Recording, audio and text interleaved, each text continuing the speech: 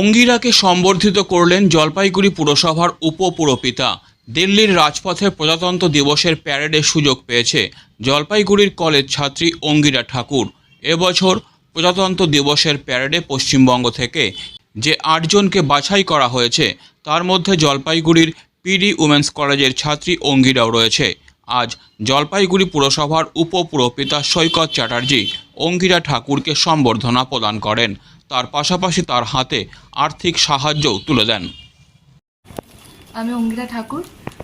আজকের এই দিনটার জন্য আমি সত্যি খুব খুশি। এটা আমার একটা স্বপ্ন ছিল, তো এটা এভাবে বাস্তবে দেখতে পাবো সেটা কখনো ভাবিনি। আর স্যার আমাকে এভাবে এরকম সম্বর্ধনা জানাবে আমি সেটাও ভাবতে পারিনি। সত্যি খুব খুশি, কিছু বলেনি। এটা হচ্ছে যে জলপাইগুড়ি শহরের মেয়ে এবং 11 নম্বর ওয়ার্ডের বাসিন্দা অঙ্গিরা ঠাকুর পিডি ওমেন্স কলেজে পড়ে।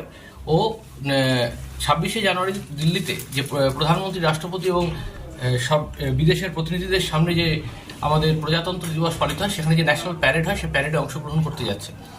আমার স্মৃতি যতটুকু আমাকে সহায়তা করছে, সেটা আমার মনে হয় যে জলপাইগুড়ি শহরে ওই প্রথম যে এরকম প্রজাতন্ত্র দিবসের প্যারেডে বা স্বাধীনতা দিবসের প্যারেডে অংশগ্রহণ করতেই যাচ্ছে।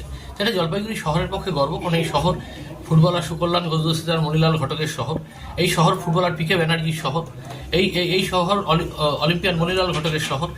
এই শহরে আরেকজন কৃতি অ্যাথলিটই বলবো আমি, যে প্যারেডে অংশগ্রহণ করতে যাচ্ছে, তাকে একটু সম্বর্ধিত করলাম। আর একটু আর্থিকভাবে যতটুকু আমার সামান্য ব্যক্তিগতভাবে একটু পাশে দাঁড়ালাম, কারণ ও খুব জীবনে স্ট্রাগল করেছে। ওর বাবাকেও আমি চিনি, বাবা বাপ্পা ঠাকুর 11 নম্বর ওয়ার্ডে আদরপাড়াতেই থাকে, আর প্রাইমারি স্কুলের পাশে বাড়ি, ঠিক আছে। এবং আমি ওর মঙ্গল কামনা করি। আমি বিশ্বাস করি আগামী দিনে ও জলপাইগুড়ির নাম, উত্তরবঙ্গের নাম এবং বাংলার নাম আর উজ্জ্বল করবে।